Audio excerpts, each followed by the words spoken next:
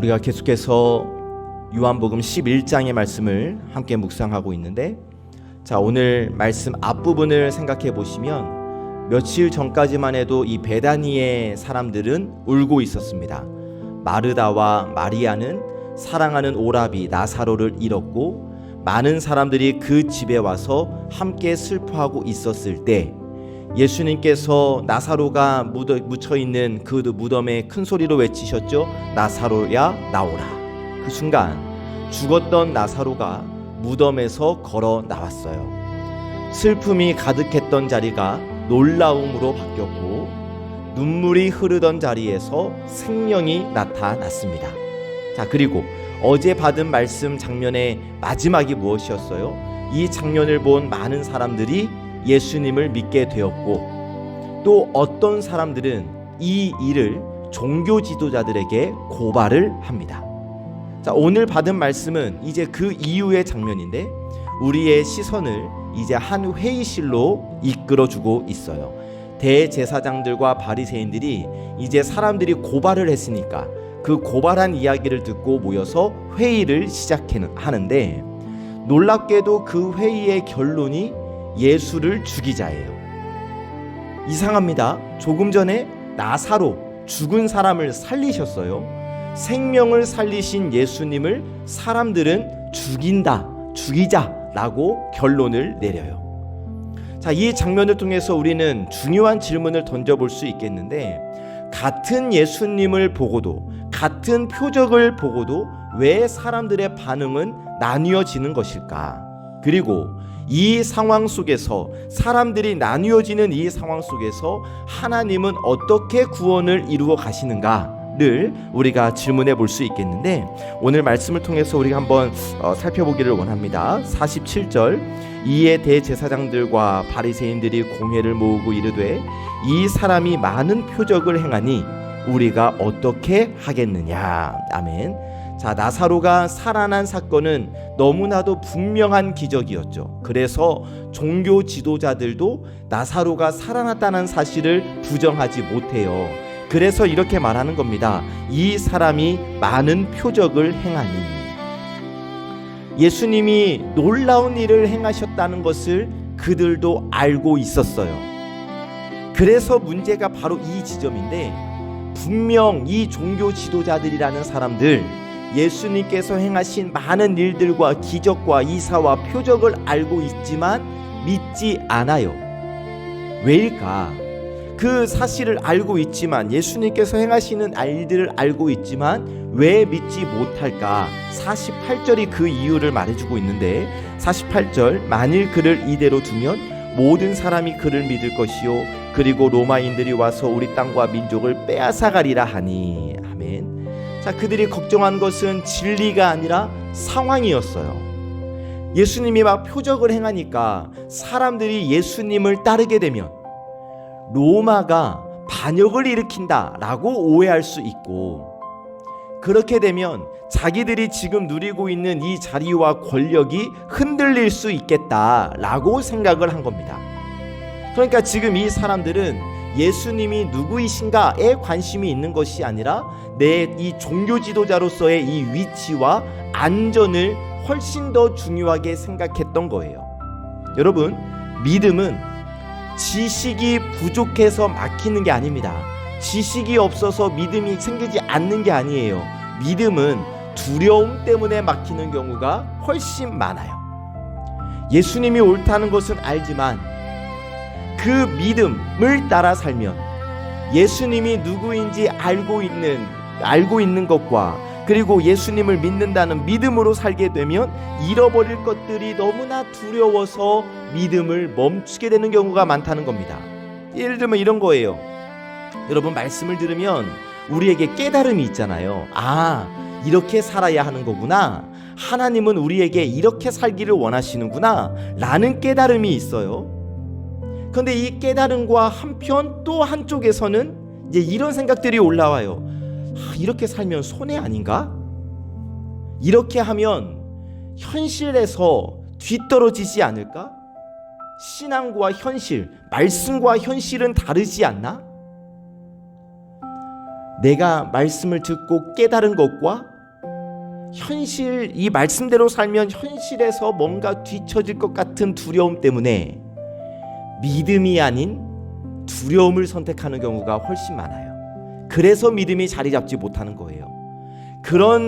그래서 오늘 말씀을 통해서 하나님은 우리에게 물으시는 겁니다. 나는 무엇을 두려워하며 살아가고 있는가?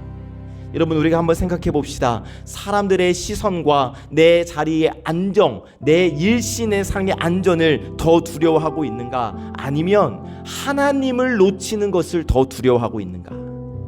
바라기는 여러분, 믿음은 두려움보다 예수님을 더 크게 바라볼 때 시작된다는 것을 기억하셔서 두려울 때 오히려 예수님을 더 붙드시기를, 말씀을 더 붙드시기를 주님의 이름으로 축복합니다.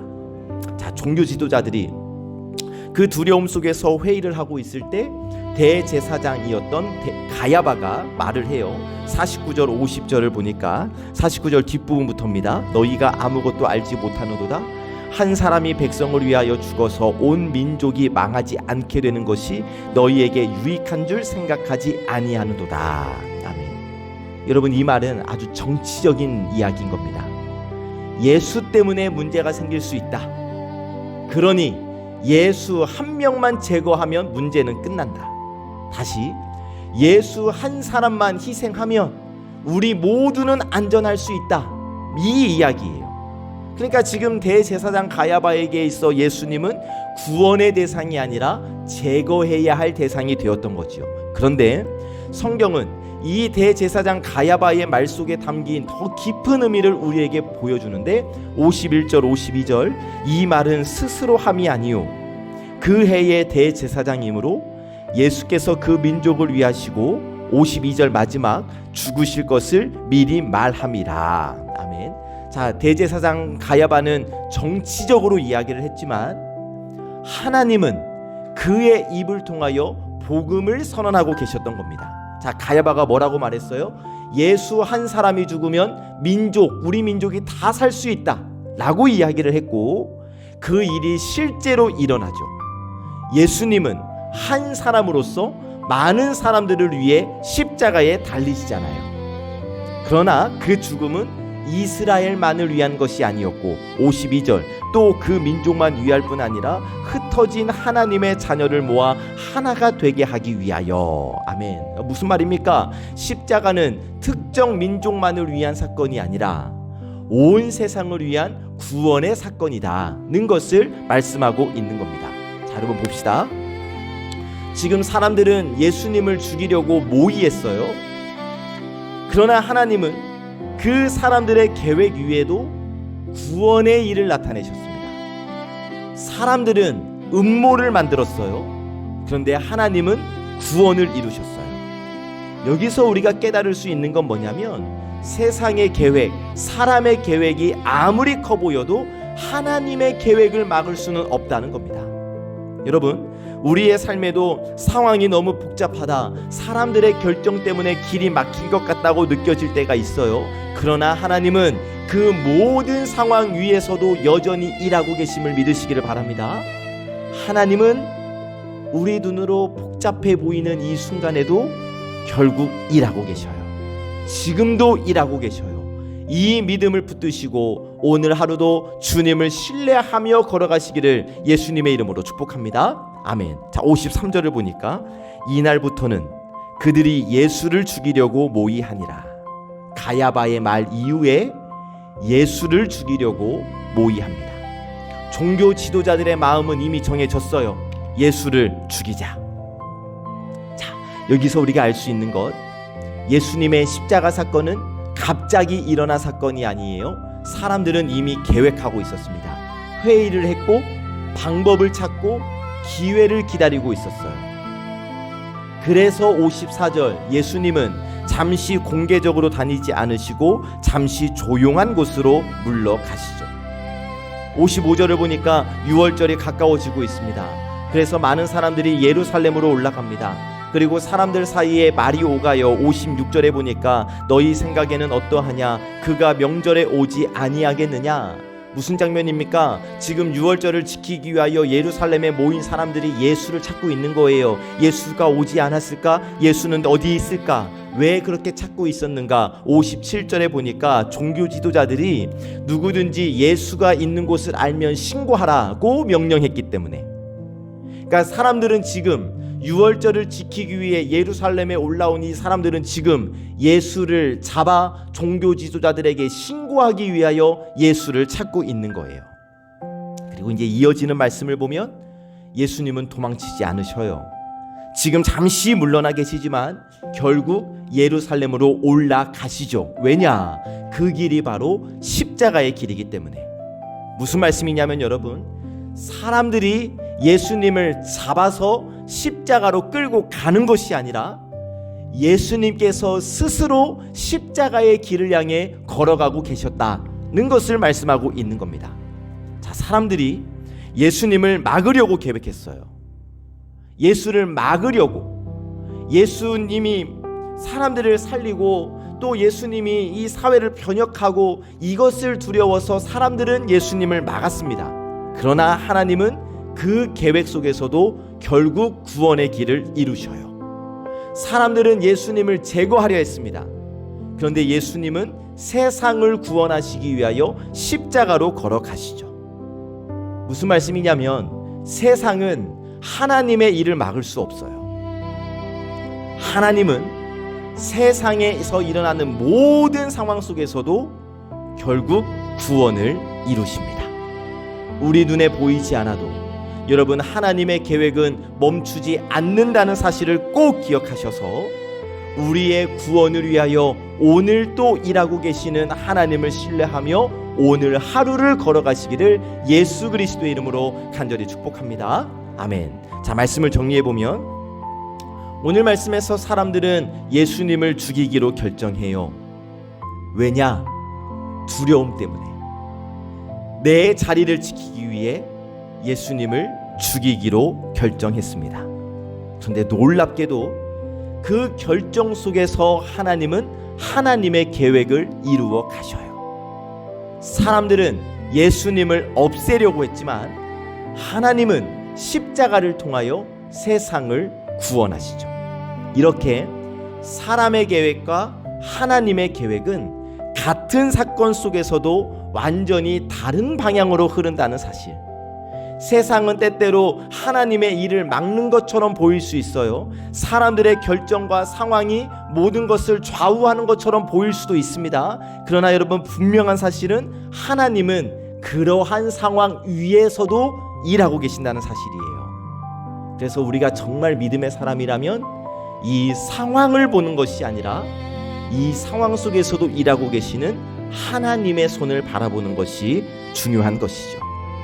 여러분, 오늘 우리의 눈으로 보이지 않는 그 자리에서도 하나님은 저와 여러분들을 위하여 여전히 일하고 계십니다. 그 하나님을 신뢰하며 오늘도 평안한 마음으로 하루를 걸어가시기를 참 좋으신 예수님의 이름으로 간절히 축복합니다. 아멘. 우리 윤태균 장로님 소식을 전해드립니다. 어제 제가 중보기도를 부탁을 드렸는데 지난밤, 그러니까 주일에서 월요일으로 넘어가는 밤 사이에 우리 장로님께서 댁에서 또 한 번 이렇게 넘어지셔서 이제 고관절 쪽에 좀 문제가 생기셨습니다. 그래서 병원에서는 이제 인공 고관절을 삽입하는 수술을 해야 한다라고 이야기를 했고요. 당장 수술을 할 수 있는 장로님의 몸 상태가 아니어서 금요일까지 기력이 회복되기를 기다렸다가 일단은 금요일날 수술을 해보자는 걸로 그렇게 병원에서 이야기를 했다고 합니다.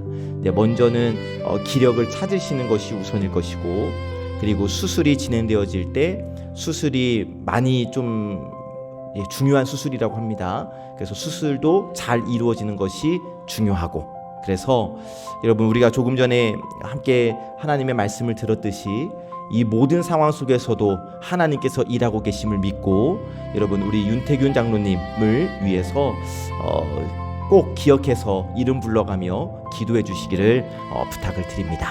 함께 기도하겠습니다. 역사의 주인이 되시는 하나님, 오늘도 저희를 말씀 앞으로 불러주셔서 고맙고 감사합니다. 사람들의 계획과 계산 속에서도 하나님의 구원의 계획이 이루어지는 것을 말씀을 통해 다시 보게 하시니 감사합니다. 하나님, 저희는 종종 눈앞의 상황을 보며 마음이 흔들릴 때가 있습니다. 사람들의 결정과 세상의 흐름이 모든 것을 결정하는 것처럼 느껴질 때도 있습니다. 그러나 오늘 말씀을 통해 사람의 계획이 아니라 하나님의 계획이 결국 이루어진다는 것을 저희가 들었고 보았습니다. 이 믿음을 가지고 두려움이 아니라 믿음을 선택하게 하시고 상황이 아니라 하나님을 바라보게 하여 주시옵소서. 하나님, 우리 교회의 많은 환우들을 위하여 기도합니다. 몸의 연약함과 긴 시간의 아픔 속에서도 생명의 주님께서 함께 하심을 경험케 하여 주옵소서. 치료의 모든 과정 위에 은혜를 더하시고 그 마음 가운데 하나님의 평강을 허락하여 주옵소서.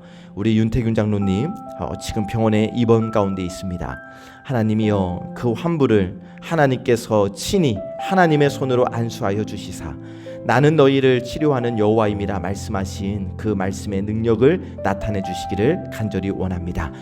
식사를 하지 못해서 몸이 많이 쇠하여진 상황입니다. 하나님, 우리 윤태균 장로님의 기력을 회복시켜 주시고 이후 치료 모든 과정 가운데 우리 하나님께서 친히 주치의가 되어 주시어서 우리 윤태균 장로님을 회복시켜 주시고 우리 석현옥 권사님의 두렵고 놀랍고 떨리는 마음까지도 우리 하나님께서 붙들어 주시옵소서. 우리 장옥선 집사님 항암 치료를 위하여 오늘 병원에 들어가겠습니다.